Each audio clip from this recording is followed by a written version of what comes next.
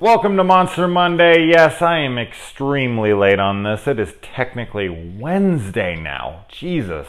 But it's a hectic time. I'm in the process of moving. I've explained myself enough. Let's talk about the movie. We're going to talk about Godzilla because the King of the Monsters trailer dropped not too long ago, and it got me anticipating that movie big time, and it got me jonesing to watch the first one in this franchise. Now, I know this is a film that's pretty divided. It's half the people just despise it, and I totally understand where they're coming from. And then there's a lot of people who really like it and or love it. I guess that's not an and or thing. Well, I guess and or, yeah, okay. You can love it and really like it, I suppose. No, you can't, right? I don't know. Anyway, it's definitely a film that seems to have, there doesn't seem to be a ton of people that are, right in the middle. There's a lot of people who are like, I hate this movie with all of my heart. And then, there's other people who are more like a 7 and above at least. I'm in that 7 and above territory. Definitely don't think it's perfect. And I completely understand why people are not a fan of this movie. Rewatching it after hearing, because I posted about this when I was watching it, and I saw a lot of people hating on it, and I saw all their reasons and whatnot. And while I was watching it this time, I was watching it through their eyes. And I totally get it. I totally understand. So, but yeah, I think the biggest issues is, of course, people are like, this movie's called Godzilla. He's the titular character. He should be in it a hell of a lot more. And while I can agree with that for the most part, I know a lot of people bring Jaws up as the comparison. And somebody was saying, well, yeah, Jaws had fucking amazing characters, so it didn't matter that Jaws wasn't in the movie very much, or whatever you want to call Jaws. But we call him Jaws, right? I know that he's like Bob the Shark or whatever, but they don't refer to him that as a movie. No one refers to him as anything except for, nothing. There's no name for him in the movie. It's just, but we call him Jaws. That's the damn shark's name. Anyway, yeah, this movie, it doesn't feature a lot of Godzilla. It has 11 minutes of Godzilla screen time.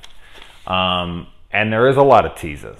There's a lot of moments where it goes to cut to action, there's this big face down at the airport, boom, boom, and then it just cuts away to a kid sleeping. And then when it comes back, you just see the kid watching the TV, and Godzilla's going back into the water chasing after the thing, and it was like, what? We're not even gonna get to see them fight a little bit? It could have been a little bit of a fight and then talked about it, and I totally understand that. That actually is a problem I have.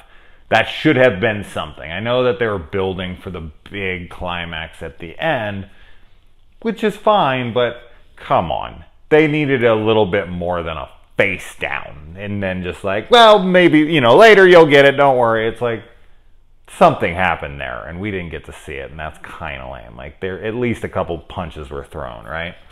So I get that. And then also, Bryan Cranston, I think that was another huge problem that this movie had for most people, is this was during Breaking Bad, and Breaking Bad was the biggest thing on earth at the time. And when he was in this, everyone was just so excited to see Walter White and something like this, and they were expecting to be a main character. And spoilers, obviously, people. But when he was killed off so early, and honestly, on this watch through, his death is kind of lame in a way. His death should have meant something more. He just kind of is there, he gets knocked off the bridge, he falls, and he's in the helicopter, and you're thinking he's going to be fine, and then he just dies. And you're like, really? He's dead? You think he's coming back at the end or something? No, he's dead. So the send-off was kind of lame, and they definitely could have had him do something big, something heroic, something would have been fun. But that's typical Hollywood. And so what I kind of liked about it was that it was so unexpected. It was a character that you thought would be in it the whole time because of the acting and whatnot. And this is a big enough budget movie, and he was just a television actor at that point. And I'm not saying it was an amazing television show, and I'm not saying that television is what it once was. It isn't. If you're on television as an actor, that doesn't mean you're lowly garbage now.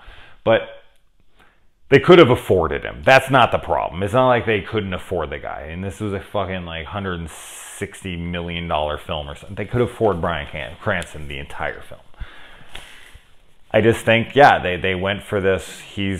They went for a shocking death, and they wanted it to do it in a way that wasn't typical, like, glorified Hollywood nonsense like a lot of these movies do. They've always got to make the deaths all super big, and I'm okay with that because I liked how unexpected it was. But at the same time, here I am, contradicting myself and being like, his death should have meant just a little more. He definitely has the best character moments. He's the best. He gives the best performance in the film, for sure. And I would have loved to have seen more of him in the movie. He should have been the main character throughout. But in the story they were telling, what would he have done? I'm not sure. But rewrite the story to fit him in it, right? As far as Aaron, what's his fucking name? Aaron Taylor Johnson. There it is. Couldn't remember his last name. He's this hardened military guy, right? So he was being raised by his dad when he was a kid, and his dad barely paid any attention to him because he was so obsessed with his work. And then this horrible thing happened, and his mother died, and his father kind of went into this state of almost like a conspiracy theorist, where he's just out of his fucking mind trying to prove something was happened that damn day that they weren't telling him, and he had to. So this kid grew up in that world, and then he went off to the military, which they hardened him even more. And throughout this film, he shows very, very little emotion, so his character isn't that interesting. But because of the story being set up, the character makes sense, and they give him moments where you're supposed to they're showing his humanity, that he's not just this robot, that he's not just this guy without emotion, that he's hardened. But he doesn't show a lot of, sadness or anything, like when his dad dies or when his family's lost or any of that. He's got a lot of composure in those scenes, and I think that just comes from him dealing with his mother's death and dealing with his abandonment issues with his father and the rejection he felt and all that. So I think it makes sense to the character, but I do understand how that doesn't translate well over to the audience, where they're just like, okay, I get that, but I just don't care. Like, I want to like the guy, and he's not likable. I get it. I totally get it. When I'm watching this, I was like, I get that. But the story set up, the character I'm seeing, and as I said, we get these moments where he's with his family, and you can tell he loves his kid, although he has very little interaction with his family, so we don't really care for the family dynamic. I cared more for the father-son relationship than I did the husband, wife, and kid. And Elizabeth Olsen, who was my biggest crush on planet Earth since the first day I laid eyes on her back on March 16th, which was my birthday, when I saw Silent House. I want to say that was in like 2013, right? So March 16th, 2013, I went over to see Silent House in the theater, and I was like, who is this goddess who's on the screen? And she pretty much held that title all the way up till Emma Roberts, which they're still, it doesn't matter. I'm just trying to convey that Elizabeth Olsen is a big deal to me, and so when I saw she was going to be in this, I was really, really excited, because she kind of got like this, and she got Avengers, Age of Ultron, and Scarlet Witch, and all that, and the Old Boy thing, and like, it was like, all right, she's getting so much work, this is so cool, because I thought her performance in Silent House, no matter what you think of the movie, I thought it was excellent, and I was really looking forward to it, outside of, obviously, my big crush on her. Physically, I thought she was a really, really great actress. So I saw she was in this, and I was so excited, like, oh my God, she's going to be a big main character and this and that. You don't think Godzilla's in this movie enough? Elizabeth Olsen is not in this movie enough. Holy shit, she might have 3 minutes of screen time. They gave her nothing to do. Why? I mean, I guess she was such a lowly actress at this point in their eyes. Like, oh, she's just in Silent House, and maybe she picked up Avengers by this point. I think she had. I think she'd been cast at that point. I don't know if it had been released. I'm wonky on those dates right now. 2014, maybe same year, maybe 1 year before, 1 year after. I don't know. Age of Ultron? Let me know. Anyway, but it would have been around that same time. So I don't think like if they picked her now, they would have given her a bigger role. But because they picked her then, it was just like, oh, she'll just be the wife. She'll just be the throwaway wife. She can give some good emotional performance since his character is so emotionless, it feels. Except for, you know, like, as I said, he kind of has these moments where he has the kid on the train, which that's train sequence or whatever, the freaking monorail, whatever the hell that thing's called. But, like, he gets that kid and he's in... You know, there's this family and they're speaking Japanese and there's like a ton of people on the train that speak Japanese. He doesn't. And he's just like, he's the only one who says anything, who goes after the kid. No one else on that car like didn't really. That was ridiculous to me. He's the only guy who cares. See, this shows his soft side. But yeah, no, I get all the flaws. Like, I get what people don't like about it. I'm not going to go over and over and over and over again, but I guess I'm just defending it, even though I don't think I'm going to change anyone's minds by any means. I guess I'm just giving it its day in court, like I do all these films. So let's talk about the film. Now, in the beginning here, we get to see them nuking Godzilla because... those weren't tests that we were doing once upon a time. They were just trying to kill Godzilla. And then these diggers, they hit this pocket and they find, hey, I need something to rest my notes on. I just have it laying on my leg and it slides around and I hate it. Oh, I had to use my kid's thing. Look at this sparkly ass notepad. And I actually had a pink pen with like a frilly top. I don't have that right now, but it was pretty cute watching me write these notes. But these guys find this freaking, you know, place, and the whole floor collapses, and they find this thing. And then, well, they don't find anything, but they find the remains of what once was. And then something had dug its way out of there and made its way out into the ocean. And then this is when we, you know, go over to, because it heads straight for, you know, freaking radiation. So it's going for this nuclear plant, and this is where Bryan Cranston works. And this scene is horrible. This is where like the best part of the movie is, honestly, is when Cranston has to go and shut the door on his wife, like manually. Has the guy switch it over to manual, and he has to wait at the edge of the thing. He's waiting to possibly see his wife, and he can hear her voice for a second, and then he shuts the doors. And he's freaking out, and then he hears the banging on it, and he sees them all in there dying, and then she comes up, and her face is in there, and it's like, oh, what a horrible scene. And then, like, the blast door is closed, like, right in front of him, and it's like the last time he gets to see her before she dies, some horrendous, awful radiation, poisoned to death. That scene is so intense, and his acting and all that is incredible. So this is why I understand, like, it went from him, which was great, and could have carried this emotionally for the audience, and then it went to his son, who's like emotionless, and people don't care for the character, and they're focusing on him for too long, and there's teases of Godzilla. 100% understand, but I still enjoyed the movie. I admittedly enjoyed it a little less this time than I did in the theater. I loved it in the theater. This time I really liked it, but I was seeing a lot of the gripes that people were having, and it was actually kind of bringing the film down a couple pegs for me, which is fine because I saw the film for what it really was, this view. It's got its flaws, and I'm a huge fan of Rogue One. I know that Gareth had somebody come in and kind of, you know, they reshot like 40% of it supposedly. We don't know for sure, but there's the other guy who came in and did a lot of it. So I don't know how much of Rogue One is actually Gareth or Edwards, or how much isn't, I don't know, but I fucking love that movie. I really like Monsters as well, and if you ever want to see an amazing video, always go over to Good Bad Flicks. The guy's videos are incredible. I love the dude. I plug him on here all the time. But he does a breaking down of Monsters, and it's incredible what they did. So Gareth definitely earned his spot as a filmmaker with the unbelievable shit he did with Monsters.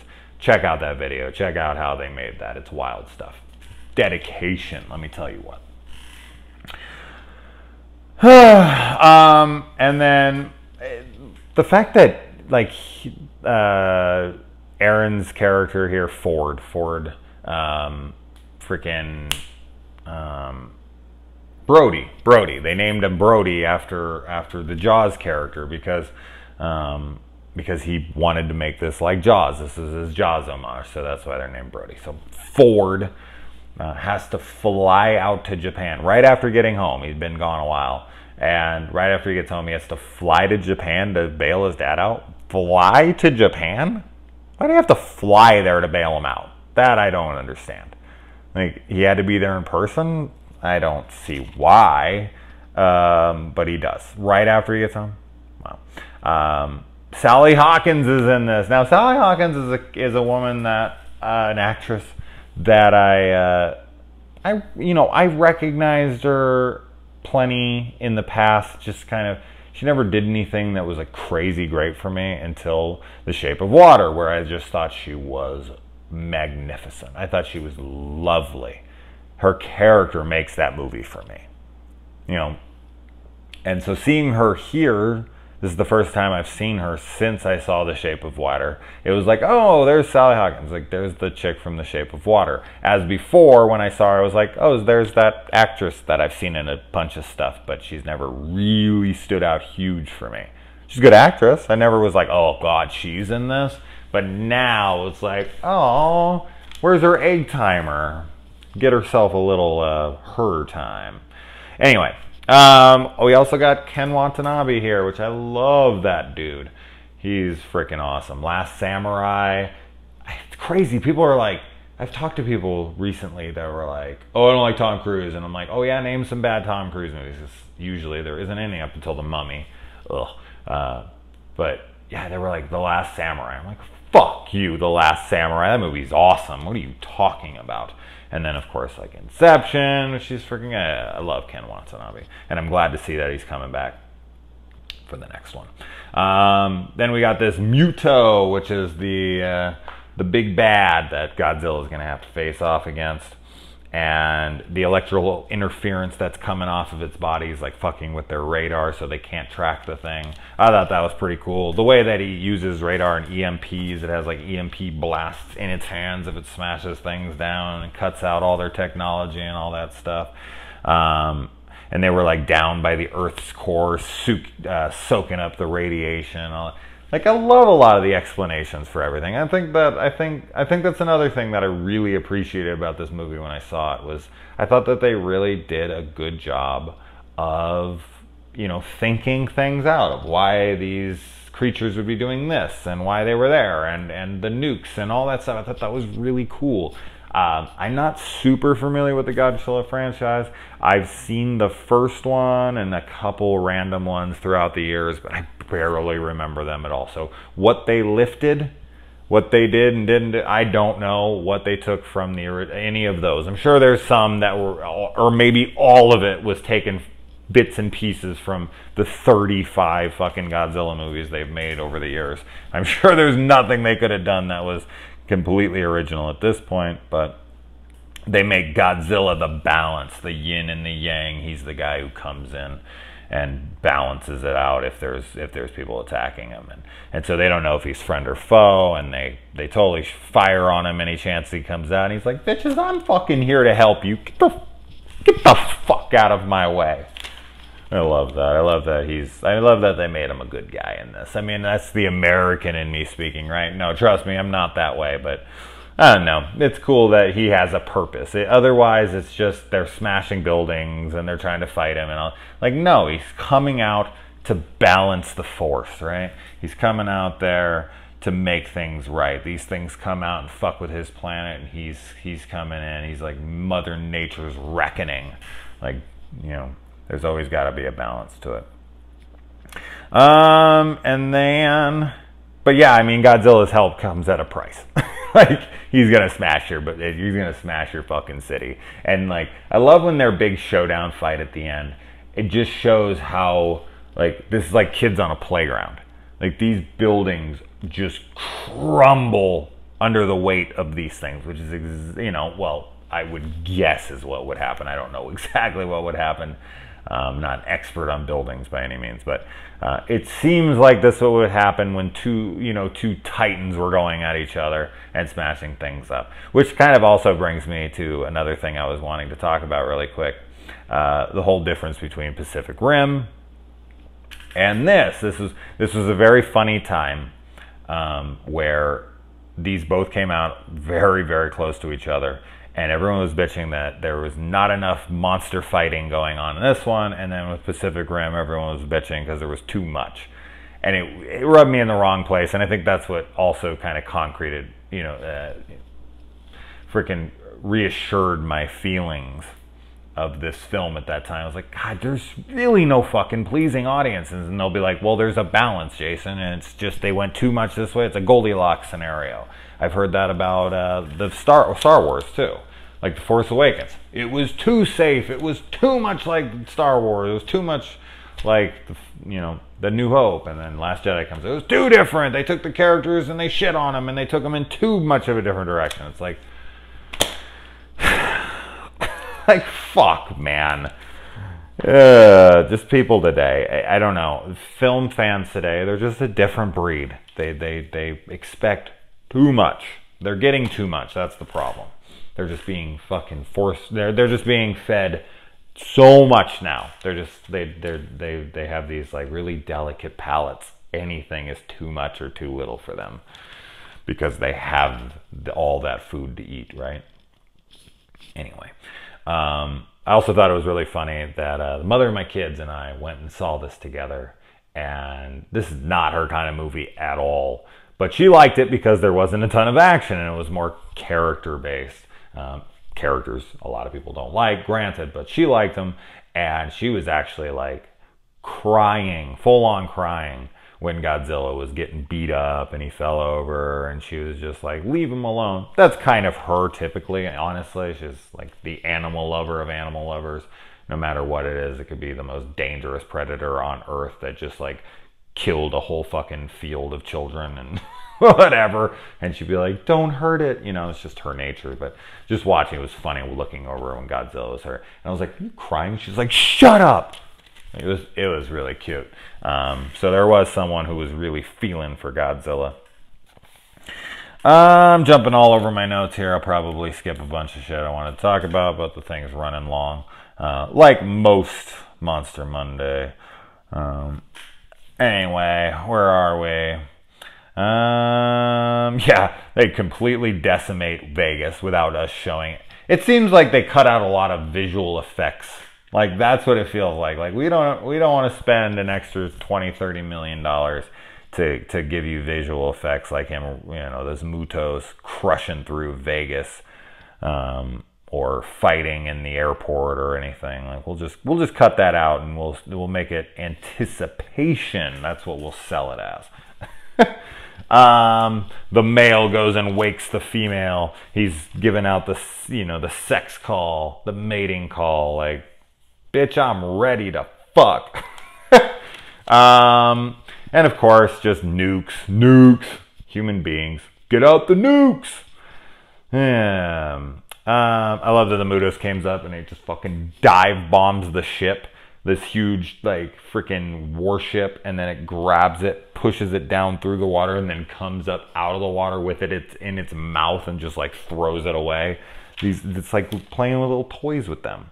I love that stuff. I love to show the sheer size of these damn things. I know a lot of people don't like the design of the Mutos, but I think they're pretty cool. They kind of remind me of like Starship Troopers or something. I don't know. They're pretty.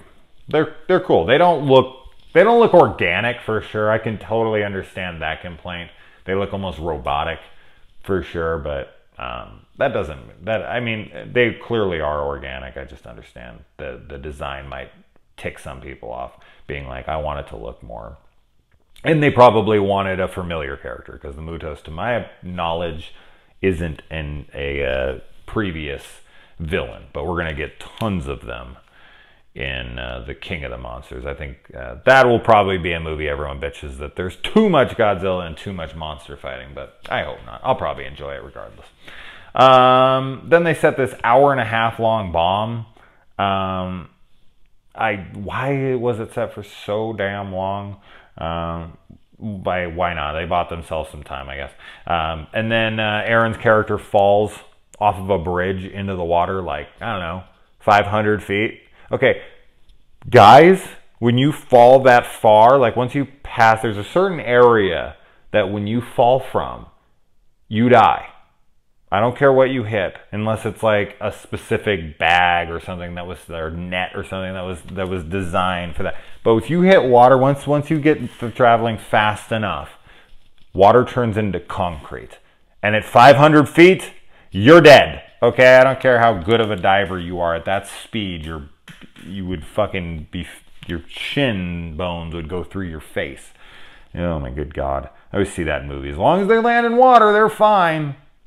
Not at that height, they're not. Not at that height, they're not. Anyway. Another fight was teased, and then they pull away from it. It's really annoying, I know.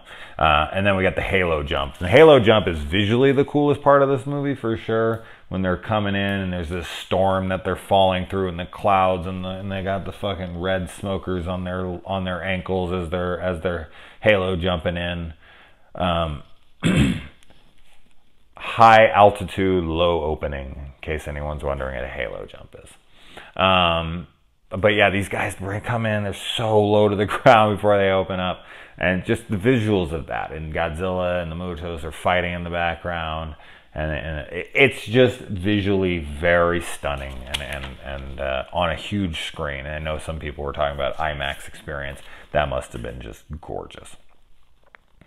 After Godzilla's knocked down the first time, Ford and Godzilla share this moment where they kind of look into each other's eyes. And they were like, if you were just a little bigger, if I was just a little smaller. Kind of share a couple similar moments. Like they have this moment where they're both kind of beat, and then later, and they kind of both black out around the same time. Like, oh, I'm done. I've had it. But yeah, he goes and he kills all the Mutos' babies. Woo, they're pissed off at him. And then freaking the one Mutos, the male, right? The male is the one that can fly. He's going and he's kind of around, and Godzilla just fucking takes his tail and whips his ass into a building, and it just like impales him on this, big structural beam. And then, oh man, I love it when the thing's coming for him at the boat, and he's just crushing guys. He just grabs them all with his mouth and then smashes the other ones with his arms. And then Ford comes up, and he's in the boat, and he's like trying to get the boat on the way out, so because it's gonna blow up. Very Batman, Dark Knight Returns. And then Godzilla comes, and he's just about to kill him. Godzilla just bites into the neck. And this was my favorite scene of the whole movie when I saw it in theaters. I thought it was so beautiful and so cool and whatever. He just grabs the thing's mouth.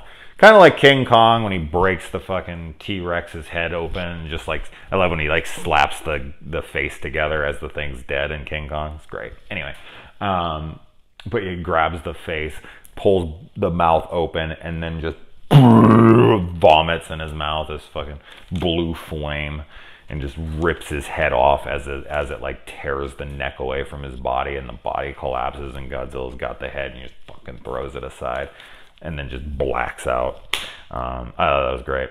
And then yeah, I mean, like the whole scene where Elizabeth Olsen's like hiding down below, and everything's blowing up around, and she's trying, like, there wasn't a lot of tension there, right?